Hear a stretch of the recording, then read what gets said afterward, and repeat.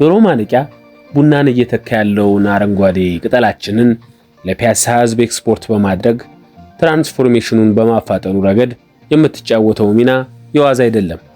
ዶሮ ማነቂያ ጫትን በብዛትና በስፋት ለዜጎቿ በማዳረስ ከሲኒማ ራስና ከሳሪስ ቀጥሎ በምስራቅ አፍሪካ አንደኛ እንደሆነች በሬዲዮ ሰምቻለሁ። ያም ሆኖ ከዶሮ ማነቂያ እሴቶች መሃል ወሲብ ቤቶችንና ጫት ቤቶችን ብቻ ዘርዝሮ ይህንን ጽሑፍ መዝጋት የበሉበትን ወጪት መስበር ይሆናል። በመሆኑም የዶሮ ማነቂያን ድርሳን የምንዘጋው በመልካም ዜና ይሆናል። የጨርቆስ ልጆች ከሰፈሮች ሁሉ ማንን ትወዳላችሁ ቢባሉ ዶሮ ማነቂያ አሉ። ለምን ይመስልሃል? በዶሮ ማነቂያ ስጋ እንደ ተራ ጂንስ በየልኳንዳው በረንዳ ላይ በመስቀያ ተሰቅሎ ስለሚያዩ ነው። የጨርቆሶቹን የስጋ ፍቅር ደግሞ ያው ሀገር ያወቀው ፀሐይ የሞቀው ጉዳይ ስለሆነ ብዙ አልልህም። የጨርቆስ ልጅ ከራሱ አስበልጦ ስጋን ይወዳል ይላሉ አንዳንድ ጀማሪ ኮሜዲያኖች። አንድ በቅርብ የማውቀው ኮሜዲያን ምነው ጠፋ ስለው የጨርቆስ ልጅና የህይወቱ እርምጃ የሚል መጽሐፍ እየጻፈ መሆኑን ነገረኝ። የመጽሐፉን ርዕስ ወድጄዋለሁ።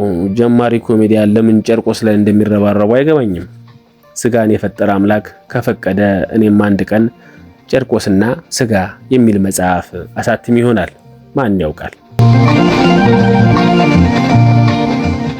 የከተማችን ስጋ በል ህዝብ የማያባራ የስጋ አምሮቱን ከሚወጣባቸው ሰፈሮች ውስጥ ከልደታ ቀጥሎ ዶሮ ማነቂያ ትጠቀሳለች።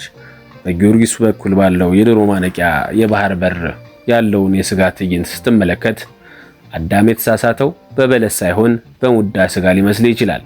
የበግ የበሬና የፍየል ስጋ እንደ ጉድ ይነገዳል። የሚገርምህ ደግሞ በዶሮ ማነቂያ የዶሮ ስጋ ለመገኘቱ ነው።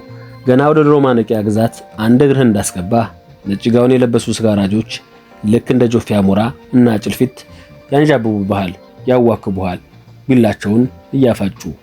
የፒያሳ ልጅ ካልሆንክ አንተን ዋርደው የሚበሉ ስለሚመስልህ ትፈራለህ። ሲላቸው ደግሞ በነፃ የሚጋብዙ ይመስል እነርሱ ቤት እንድትገባ በር ላይ ሆነው ያባብሉሃል።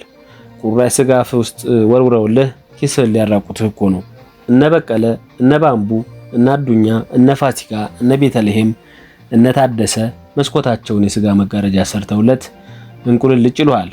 አይንህ ስጋዎቹን በደንብ እንዲያይ 60 ሻማ አምፖል በስጋው ትይዩ ያበሩልሃል። የኃይል እጥረት በከተማችን እንዲከሰት ከሚዳርጉ ግዙፍ የሲሚንቶ ፋብሪካዎች ቀጥሎ የዶሮ ማነቂያ የስጋ ቤት አምፖሎች ዋነኞቹ ናቸው ብዬ ብጮህ የሚሰማኝ አጥቻለሁ። አባይ እየተገደበ ስለሆነ የስጋቴ ትርጉም ያለው አይመስልም። ለማንኛውም እንደ አብዛኛው የአገር ዜጋ ስጋን ለአውደ ዓመት ብቻ የምታገኝ ከሆነ ወይም እንደ ጨርቆስ ልጆች ስጋን እንደ ኦሎምፒክ በየ4 ዓመቱ የምትበላ ከሆነ በዶሮ ማነቂያ እየተመላለስክ አምሮትን ልትወጣ ትችላለህ። መብላት ነበር እያልክ ትዝታለህ። ስጋውን በቅርብ ርቀት እያየህ ታጓራለህ። ልክ ቅድመ አያቶችህ ጥልያን ላይ እንደፎከሩት አንተም ታቅራራለህ። መብላት ነበር እያልክ በዶሮ ማነቂያ